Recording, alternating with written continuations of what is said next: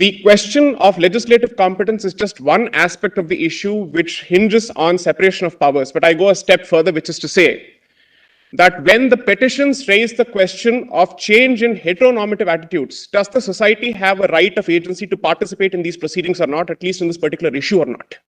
Because this is not a question of separation of territories between different organs of the state, but it fundamentally hinges on the right or the agency of the society to participate in this particular discussion.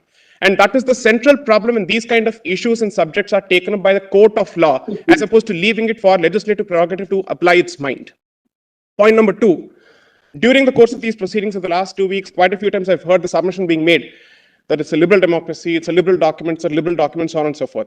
Does it mean that social conservatism has absolutely no place within the meaning of the Constitution? Does it mean that the society does not have the right to draw a few red lines to basically say thus far and no further? That is the central question. I represent a women's organization which equally represents the right of children, and therefore, as a civil society organization, the question that is being raised is that the nature of the prayers raised in the petition has the consequence of individualizing a socio-centric institution such as marriage, which is to say, as long as it is a transaction that takes place between two individuals who are consenting and who are not prohibited by any prohibition of degrees, so to speak, the rest of the society has absolutely no say as far as this institution is concerned. This, I'm sorry to say, fundamentally demeans the institution of marriage and takes away its social character. So these are the meta questions that I think which arise for consideration before this honorable court when these kind of petitions are filed. I'm sorry to say this, and let me try and perhaps tone down the rigor of my submission to the extent of saying, I believe that they have a cause. I just don't believe they have a case. The cause is different from the case. And it is important for the court to seriously consider one aspect here. When there are issues of legislative competence, there's another figure, so to speak, which is involved. And that figure's powers come under Article 111 of the Constitution, which is to say that if a legislative proposal ultimately meets with the consent of both the houses, ultimately it has to go to the Honorable President. And the Honorable President also has the power to recommend amendments to a legislation. Therefore, this is not just a question of legislative prerogative or legislative sovereignty, either from an external or an internal perspective, but there are multiple dramatis personae and stakeholders of this particular equation, the society being the chief.